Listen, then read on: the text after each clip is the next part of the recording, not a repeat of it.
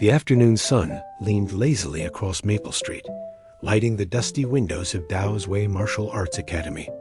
Outside, bicycles rattled past, and the distant hum of traffic floated through the summer air. Inside the dojo, everything was quiet except for the soft rustle of paper and the occasional squeak of chalk. Master Lin Dao stood at the whiteboard, sleeves rolled neatly to his elbows, writing numbers with careful strokes. Behind him, Charlie Heinze sat cross-legged on the floor with a notebook that already looked like it had survived a small war. A week had passed since Charlie first walked through the doors. He hadn't exactly become a martial artist, but he hadn't quit either. Every afternoon, Charlie trudged down Maple Street, wearing the same wrinkled uniform, his backpack half open, like it was trying to escape his shoulders. He came because inside this quiet dojo, someone actually noticed when he showed up. That was new. At home, things were different. His mother worked too much, and his grandmother used to ask, "Did you eat?" Back then, he didn't understand. That question wasn't about food. It was her way of saying, "I love you." So instead, he came here, to a place where a man corrected the way he stood, the way he bowed, even the way he breathed. Master Lin stepped aside from the board. "This," he said calmly, tapping the chalk against the numbers, "is today's training." Charlie groaned dramatically and fell backward onto the mat. "I thought this was a martial arts school." "It is," Lin replied. "The mind is the first weapon." Charlie stared at the problem. His lips moved as he tried to calculate. 73? A pencil bounced lightly off his forehead. Thunk. Charlie blinked. "Hey."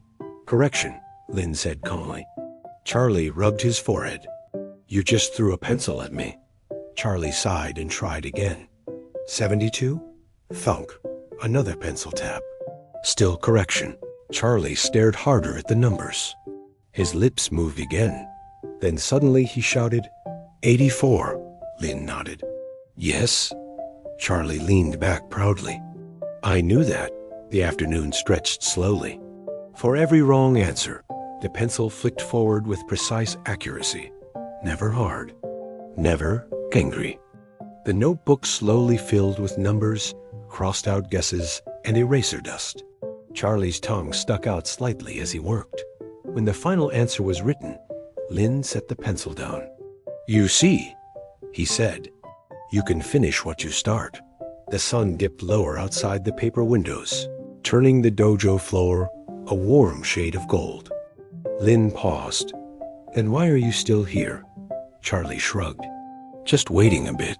For tomorrow, I guess." Lin studied him quietly. Behind the goofy smile was something else. A quiet loneliness. And a quiet hope. "Then sweep while you wait." Charlie groaned, but picked up the broom. Inside the dojo, a boy swept the same floor again and again. Not because he had to, but because someone was watching.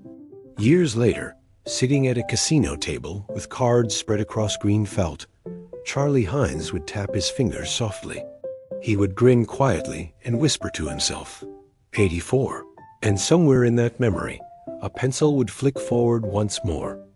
Gentle, precise, a mark of care disguised as discipline. A small lesson about numbers, patience, and persistence. And if Charlie had learned nothing else that day, he at least learned one very important. Never underestimate a calm man holding a pencil. Follow and subscribe for the next episode.